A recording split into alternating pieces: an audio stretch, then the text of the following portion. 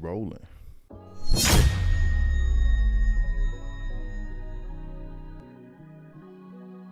So, Walt, I know you was talking a little bit about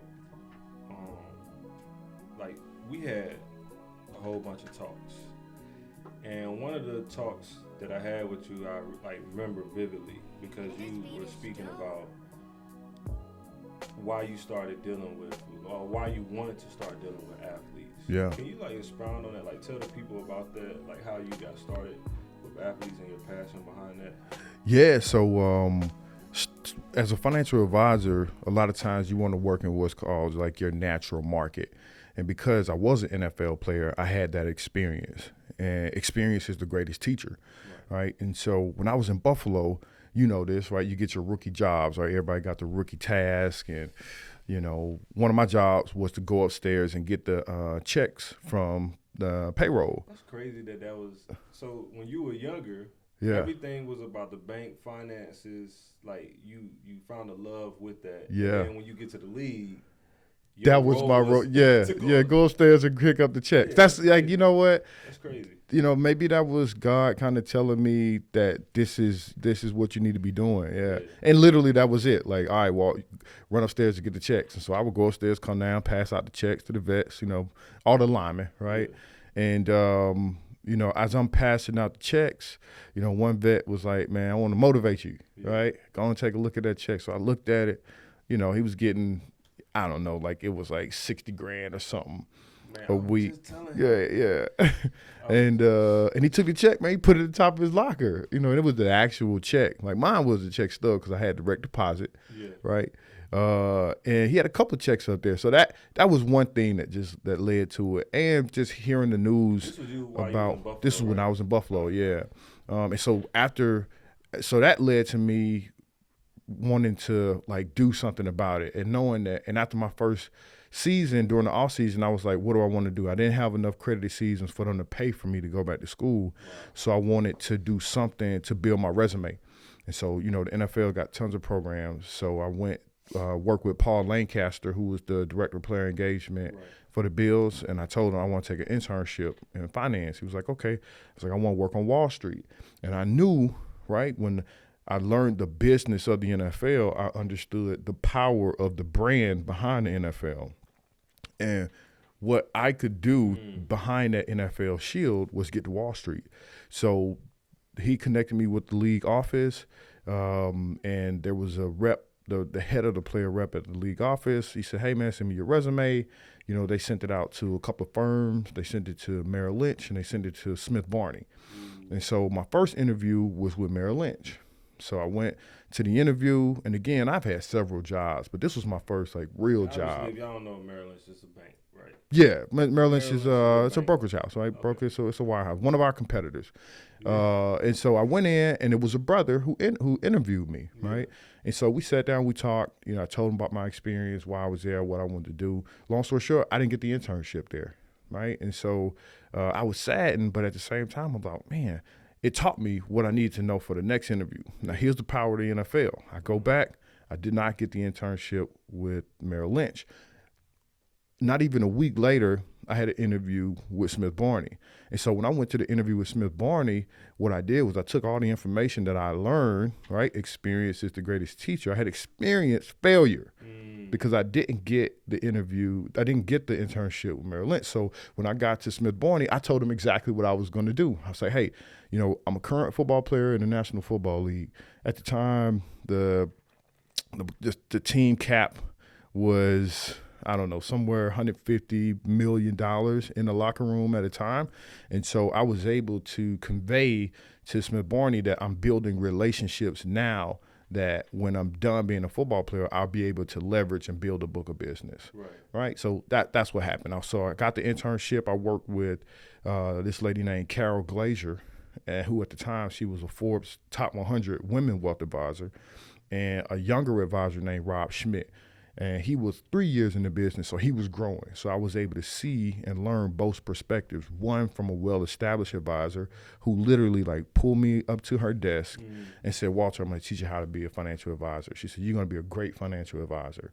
And I told myself at the time, I was like, you know what? I said, when I become a financial advisor, I'm going to be a Forbes list top wealth advisor. And man, I've done that the past 3 years. Man. And so to see that come to fruition from something that I planned, from sitting with Carol Glazer and learning from her, it's been wonderful. But the passion behind what I do is wanting to help people.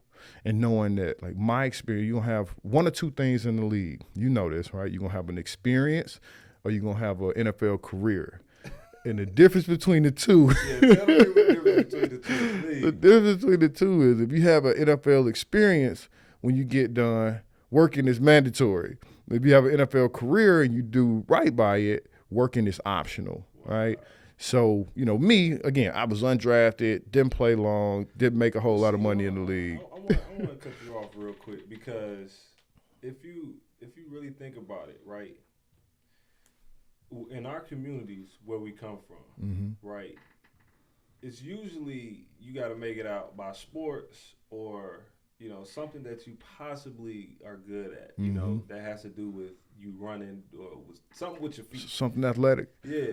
People say all the time, man, you tall, you don't play ball. Yeah, but they don't see the value, and this is so good because they don't see the value in you did make it to that part, but you're also you made it to the Forbes being a financial advisor. Exactly, so you can make it doing other things, something that you're passionate about, something that God has pushed you towards. Like, it don't have to be sports. Yeah, that's all right. The time. And you're a representation of that. And I really want young people, older people to just see, like, we're more than just athletes. Absolutely. Right? Yeah. We're everything and more. We could do way, way, way more. Yeah. You know what I'm saying? That's kind of what I did when it came to A&M Sports and Fitness, when it came to the Circle of M podcast. I'm just trying to expand what I already did, all the accomplishments that I already made. I'm just trying to do it even the more. But what I really wanted to talk about too is mental health and finances. Right? Which I think is a bit, people don't really talk about this either, how your finances really affect that part of it. When starting your financial advising career in the beginning, would you say that it was was it hard to like get people to kind of like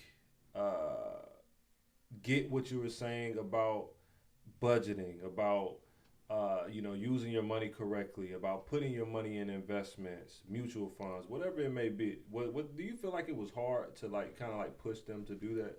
Well, no, it wasn't. I wouldn't say it was hard because every person is different. So you have to meet them where they are. Wow. And understanding where many of professional athletes may come from, similar backgrounds to ourselves, I know that there's education that goes in there, right? And I can use you for an example.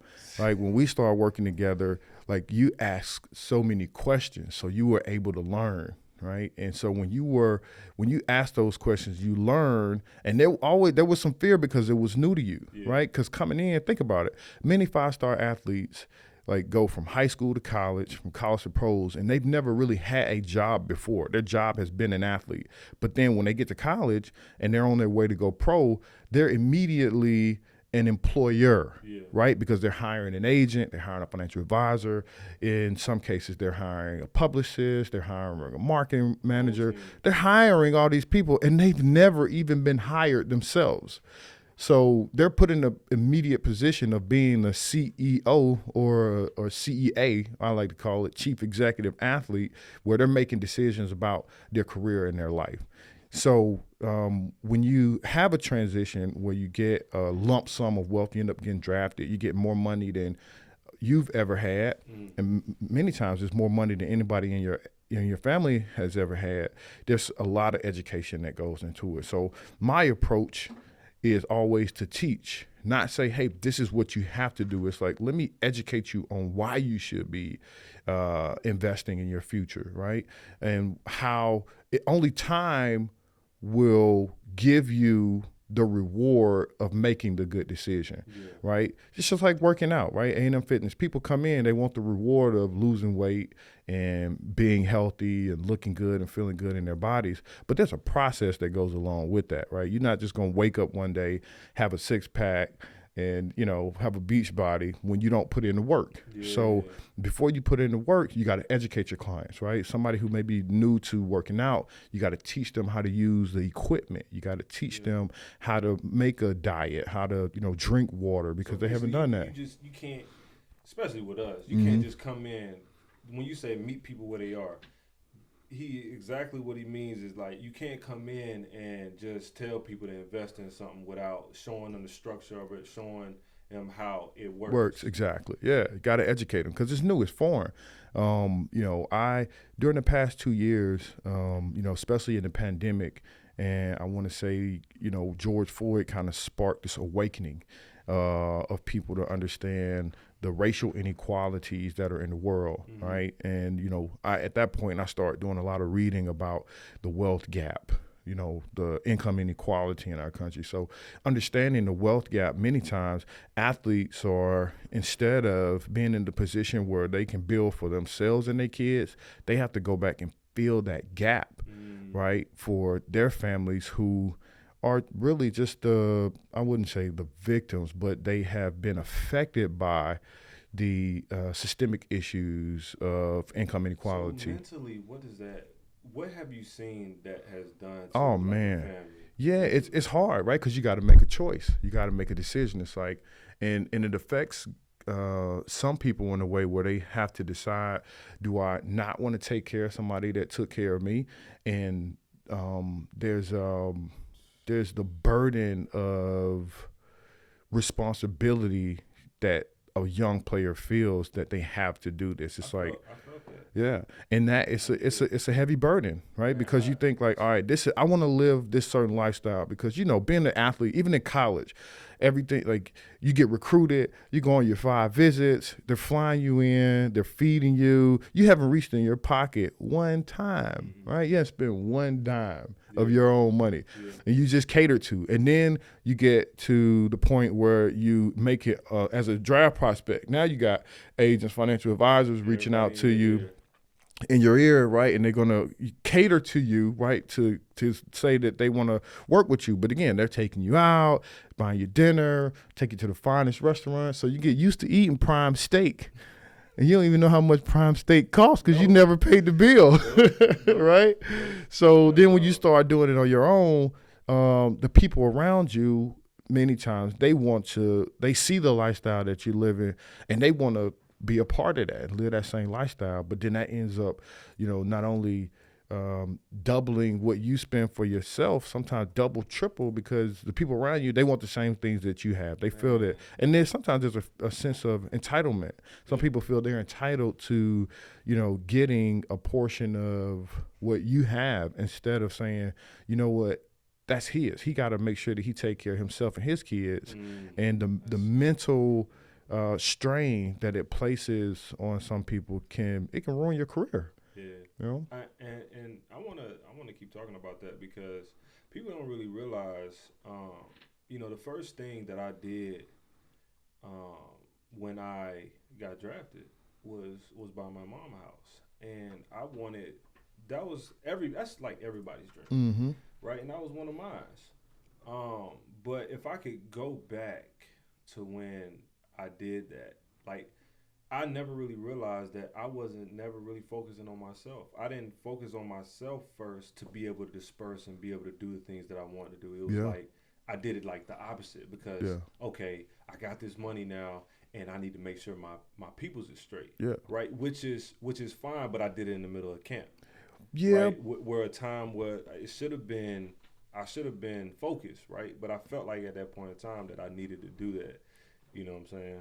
Yeah, but if I recall correctly, right, you said that was something that you wanted to do, so we put it in your plan, right? We always went back to our budget and our our contract budget. We said, all right, if we're going to do this, we'll take X amount of dollars to do it, and this is how it's going to affect your bottom line.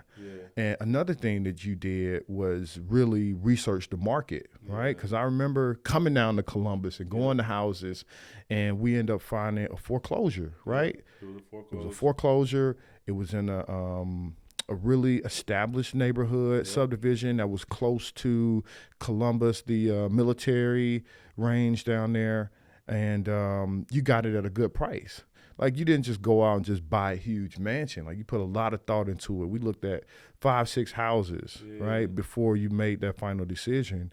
And then you always had the long-term goal of that becoming, a part of your real estate business. I don't know if you talk about that, Abundance Properties, but not only does Marcus have a podcast, but Abundance Properties, where now that's producing cash flow for you.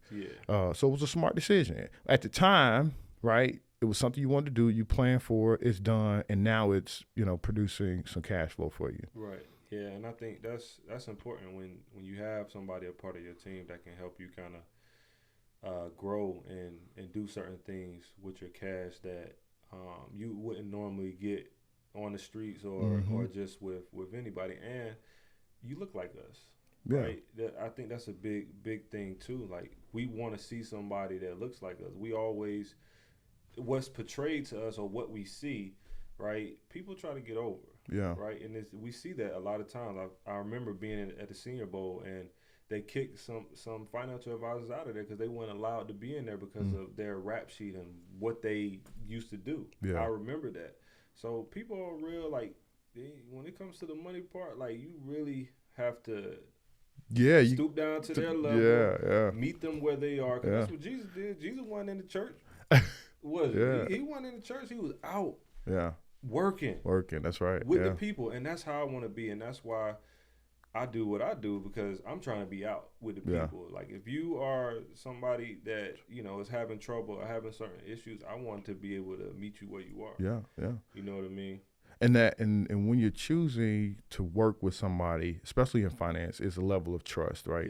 And that is, there can be stress there because it's like, who do I trust when I've seen, or not even what I've seen, but what's portrayed in the media and what's always talked about is like, how many athletes go broke? They hammer that down your head. It's like, you're going to make all this money, and, they got the statistics of 70% end up filing for bankruptcy. Like, don't be that guy. So really, they create this sense of fear, and sometimes that fear mentally stifles you in making the decision to get somebody to help you because you're so focused on somebody being taken advantage of you. Like, you hear the stories of, so-and-so athlete invested, lost all his money. So you're just like, I'm not going to trust anybody, right? See it all the time. But now there's more light being shed on success stories, right? And I think with social media and platforms like this, having your own podcast, you're able to tell your own story and not let someone else curate this narrative that all athletes blow their money, because that's not true. Man, so I want to ask, that's so crazy, because I want to ask, have you ever had a client or had someone who got done wrong and had to come to you for help, and you had to kind of like help them out of that, or like kind of like reinvent the wheel, if you will, like have to teach them. You know what I'm saying? We ain't calling no names or anything like that, but just the sequence. Have that ever happened to you where they were like just mentally gone as far as people in general? Like, I don't trust nobody. Like, did you have to like gain somebody's trust? Like, did it take a while for you to do that, or you know what I mean? Yeah, I think so. The one thing that I don't do is say that what somebody else did was wrong. Right. So I'm going to meet you totally where you are, right? So let's look at where you are and then tell me where it is you're trying to go. And then I will show you through our process of planning how you can achieve the goals that you want, right? If you have a situation where somebody was wronged, right, there's an emotional tie there. So I got to break the barrier of trust by showing them how what I could do will be right. Not saying what you shouldn't have did this, you shouldn't have did that, because I know they went into the situation not knowing, right? Because a lot of times decisions are made on the experience that we've had. And many times our experience is what we've known growing up. So our experience as athletes is somebody doing everything for us and we just show up. Right? You get to training camp, you get your playbook, right? But you're not thinking about the process of who put the playbook together, who made the copies, who punched the holes in it, who put the dividers in there, like who actually typed up the schedule, and what is the thought process behind that schedule? And then what's the end goal? Always to win a championship, right? So you show up, you get your playbook, and you execute your assignment. So you got to treat your money the same way. Got to treat your money the same way. You trying to win Exactly. Yeah. And so when you put a team around you, you got to make sure that everybody knows their assignment and that everybody's also executing. One parallel that I like to make in being an offensive lineman is, it's 5 working as 1, right? So coming into wealth, you got to have a CPA, right? Somebody that's doing your taxes. It's good to have a financial advisor, somebody to help you with planning, help you to learn about investing, learn about why you can't stay in cash. Because so many guys is like, I don't want to lose none of my money.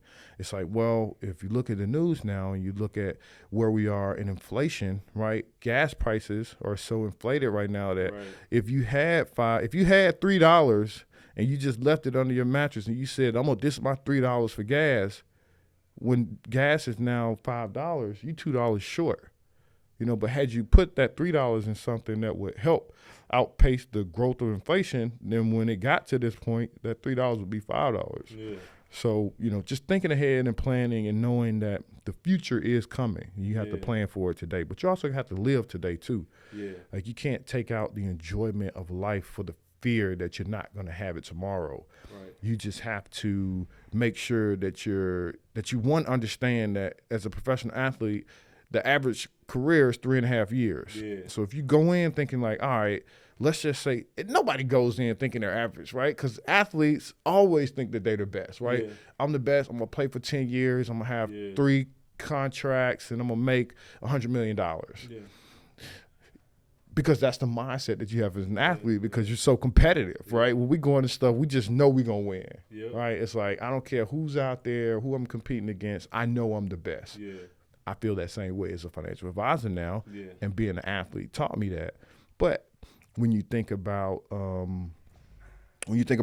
your making sure that your finances are in order, there's the competitiveness that some guys get into in the locker room with spending and trying to keep up with guys that may have a lot more money and have a different lifestyle. And, if you coming in as a rookie and you see that, you feel that that's the norm. Man. But it could be the norm for him, but it cannot necessarily be the norm for you. It can be if you can afford it. Right? So I want exactly. Because that oftentimes that does, that happens in the locker room where it's like, dude, he pulled up in the Bentley and he like, oh shit. He pulled up. I'm about to go get the same job, but it's gonna be better than yours. But he might be making $500,000 a year exactly on the rookie minimum. Yeah. But this guy over here is making, I don't know, $50 million. Yeah, exactly. Yeah. And so with that, it's like you always want to have your team, right? Mm-hmm. And you want to protect yourself. And this could be like your regular Joe or any person, athlete, whatever it may be. What would you tell someone who didn't know anything about finances and wanted to know, what's the best way to use their money? Is there like a certain way that you would tell them, or is there something that you can give them starting out? Because obviously Morgan Stanley is like your top of the top. But if you was you said it. I'm just saying, I bank with Morgan Stanley, But if you were just trying to get started, what would you tell them? Knowing is half the battle, right? That's the most important thing. Just know where your cash flow is coming from, right? Know how much money you have, know how much money you're going to make, know how much money you got to pay in taxes. More importantly, have a very sound understanding of what your expenses are. What are your fixed expenses?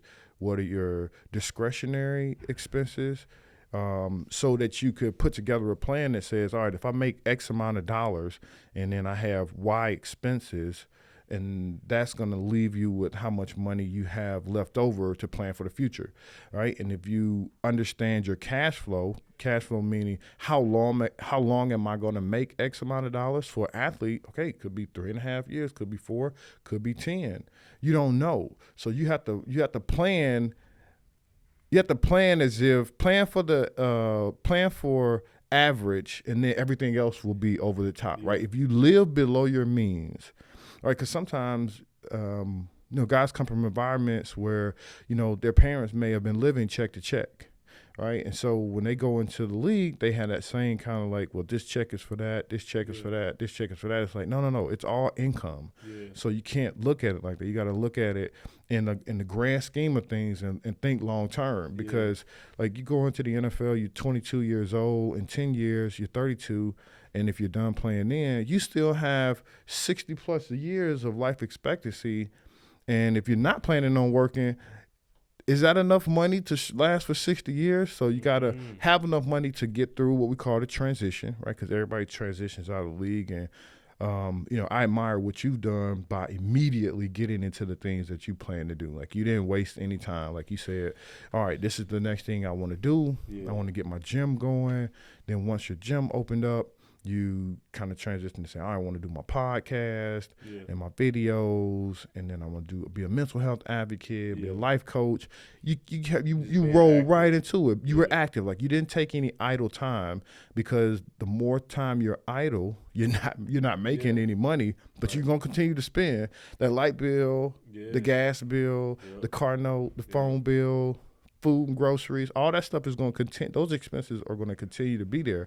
So you got to make sure that you have sufficient funds. It's crazy that you say that, because a lot of times what I've seen with, us as a whole, me doing therapy and me being with certain athletes, it's like sometimes even though you do have the money and even though you have everything right in front of you, we don't know who we are past being an athlete.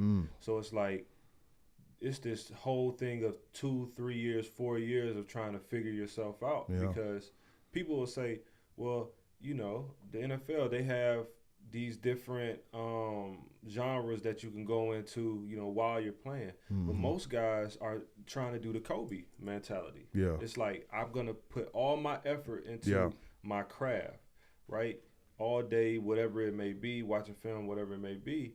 And I'll just focus on plan B later. But a lot of times plan B comes before we want it to. Exactly. And we're forced to be in a situation where it's like our burn rate, we spend more money because we don't know what we want to do. Exactly. After. And that's my next question. And I know we're probably gonna wrap this up, but my last question is, how have you seen like finances affects people's mental health in general? Like, if there was a certain situation that they may have been through, right, where they may have lost it, or they have been in a certain situation where they didn't know what to do with it, like once they got out. Yeah. Like, how did you see like that being affected, the mental health part of it? Well, as the saying goes, money can't buy happiness. Can you say that again, man? Yeah, they say money can't buy happiness, but not having money will definitely lead to sadness, right? Because you feel like you gotta have it, right? You have to have it to live, right? It's up there with oxygen, you know what I mean? Because everything costs. And so you have to have sufficient funds to be able to live, right? To be able to get the things that you need: food, clothing, shelter. And if it's just you got a food, clothing, shelter for yourself. But if you have a family, you have to support your family, and that takes money and resources. And so, although money does not buy happiness, having money will allow you to figure out yourself and learn what it is you want to do in life. Because if you don't have money, you have the stress of, how am I going to take care of X, Y, and Z? Right. But when you have money and you can pay those bills, at least it gives you the peace of mind that you can take time to go out and find yourself. Wow, man, that's huge. But you really dropping huge gems. I know we all listening. I know Dre. I see Dre back there like, you know what I'm saying. But I think what you said was definitely key. So basically, you have to find your purpose, right? So guys, women, sports, non-sports, you know, as you go through life, man, truly try to find your purpose and what you love to do, because you want to be able to go in the office every day. If it's an office, be able to go to work every day and love what you do, Yeah. right? And be able to make good money behind it and make, you know, good, rational decisions. And that's what I wanted to bring to the Circle of M is mentally, I want people to see, you know, where their finances could be and some of the woes that may come along with that. But then also just knowing or talking to somebody like you to be able to give them insight on what it truly looks like. Yeah. Man, so what we like to do at the end is really just kind of like go around the room. Go around the room and kind of like do like our last little, you know, comments. So Yeah. if there was something that you wanted to give to the people, something that you want to leave to the people, what would you tell them? I would say, since, you know, we're talking about finances and the effect on mental health, you know, just really find something that you're passionate about, right? And your passion will lead you to your purpose, right? And so if you focus on your passion, which leads you to your purpose, then you just have to take those two P's, passion, purpose, and find a way to make profits. Wow. I mean, nothing really needs to be said after that. I mean, for me, I would just say the same thing. I would just really say again, man, just, you know, just try to find out what your purpose is, man. Because seeking that, you'll be able to seek everything else. And I know we talked about the last episode. We talked a little bit about wisdom, and you know, you gain wisdom like as you get older and you grow and you start to see things and you have trials and tribulations. So that's actually what makes you, man. So really find your purpose and really try to shoot for that, to be able to be successful at whatever you guys do. But man, this is the Circle of M podcast. Man, I got my good guy with me, Walter Stith. I appreciate you for coming. Man, it's been a pleasure. Thanks so much for having me, man. It's amazing. Like I said, like I remember when you talked about this, and now we sitting here. We sitting here because we talked about it. Yeah, man. That was cool though, man. So it's a wrap. We gonna cut it.